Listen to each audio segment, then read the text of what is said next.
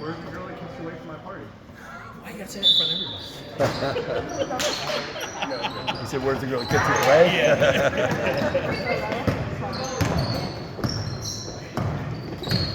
This is something you can set up with the students too. For sure. They got managers. To get like, extra credit or like SID stuff. Normally our managers just do it. Mine do, but I don't. Maybe he only has one. Plus Allie's out there, so I don't know.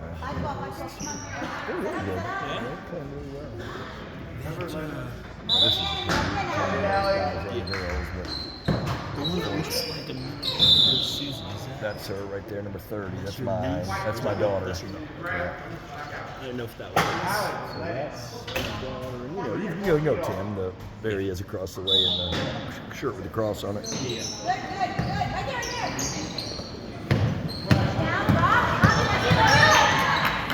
Probably nice to pull off the press at some point. Yeah.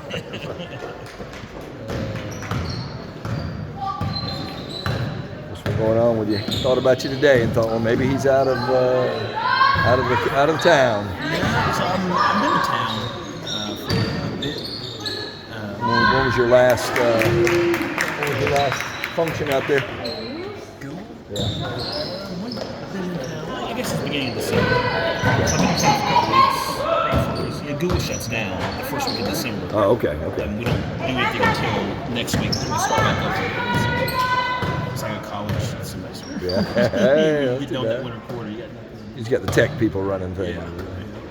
It's been good. Yeah, her and number 4 both shoot pretty well. Whose kid is number 4? 4 is Megan's.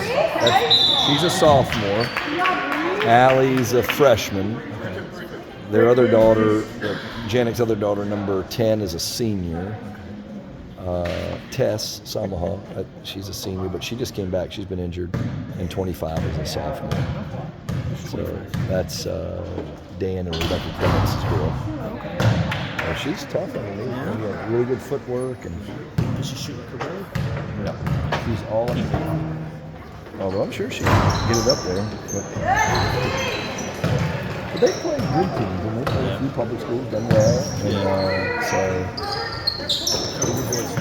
And, we're fair to middling. I mean, we can compete against just about everybody we play. Yeah. There'll be some mature teams that kind of just push us out of the way a little bit. We're all sophomores and one senior. Yeah. And but we're good.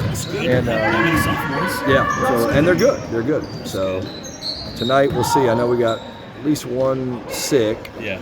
I don't know if he would have been here anyway because his niece is having a what do you call it? I mean his aunt, the Sticks.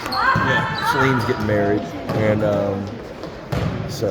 but no, the sophomores. They all started last year, and so they played, and they're just little.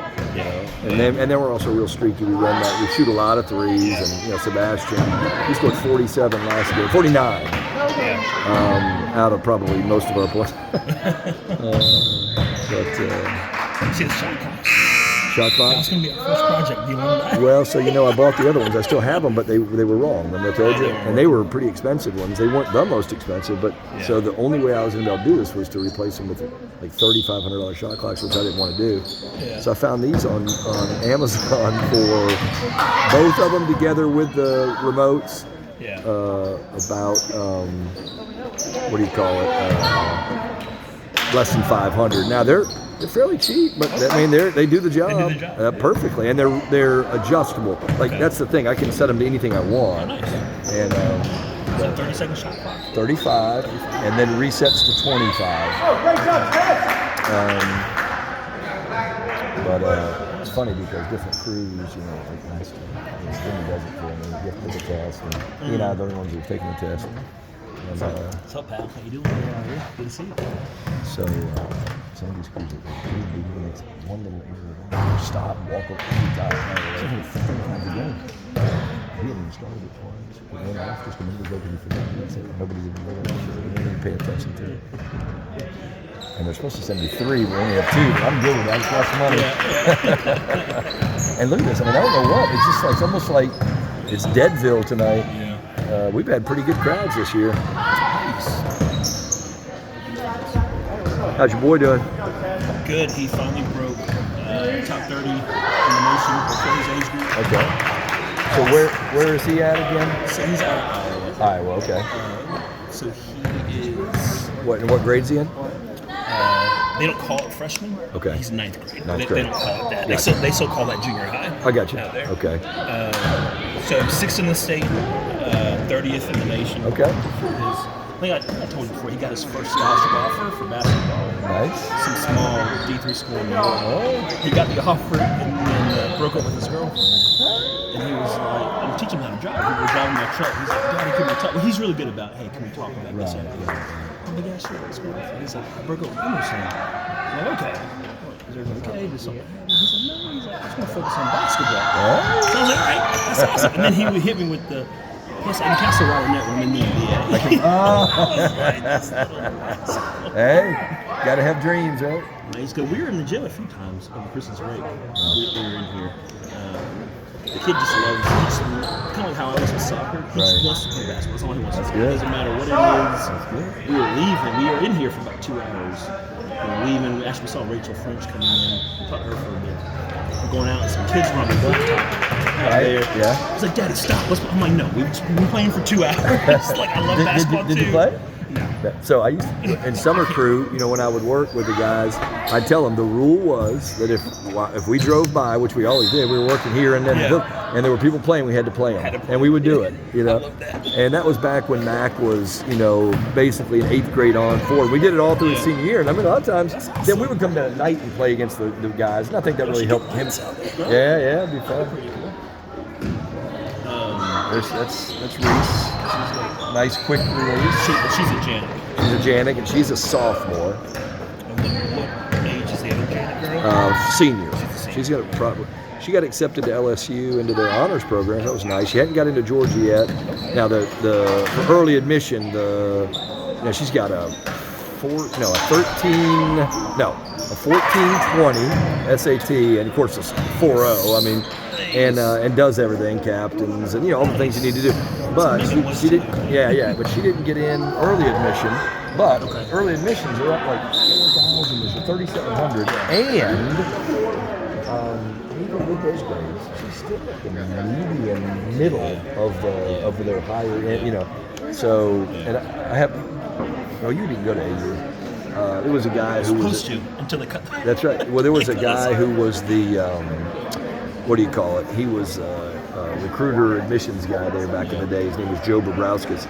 And he went from there to UAB to Vanderbilt, and then he got into being, what's the word?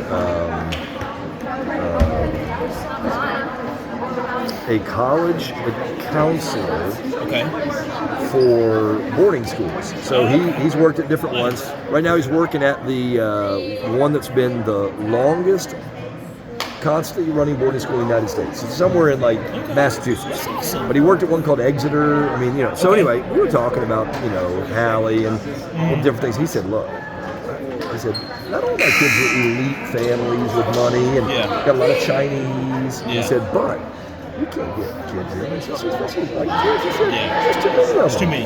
And their grades are all good. He said, so she's doing, so I called Megan and said, hey, he said it's just very difficult. So he had a kid, a Chinese kid, and he wanted to go to, oh my gosh, Carnegie Mellon. And Joe said, look, I'm honest with him. And he said, you are not going to Carnegie Mellon. I mean, you got great grades, all that stuff, but you're not going to Carnegie Mellon. Yeah. And so he said, about a week later, he came in Joe's office. He said, hey, Joe, he says, I didn't want to tell you.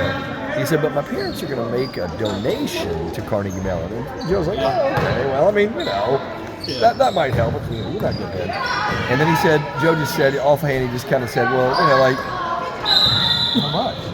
He said, So, I mean, he didn't tell me what the family does, but, and of course, they do something. They didn't put him in a regular admission. They didn't put him in a regular admission. They waited the summer and they slid him in. But I mean, you can see money greases the wheels. If Felicity Huffman and them would have done that instead of cheated, they would have been fine. I was going to say, these families who are like They got Sure. they all went to Stanford, Yeah. so their kids are going to be legacies there. Right. The problem with them now, though, is that these parents that have these kids who have 4.3s, Right. almost perfect scores in SATs, they'll still donate $10 million, Sure. and they're still not getting Yeah, that because yeah. the whole college handle thing. It's still Yeah. it's the same thing. It's like, well, that's in Palo Alto, that's a dime a dozen. Yeah. You know, you can get your parents to donate $1 billion. You have perfect scores. Plus, there's grade inflation. Yeah. I mean, but, you know, and everybody, even Harvard, they're all testing optional.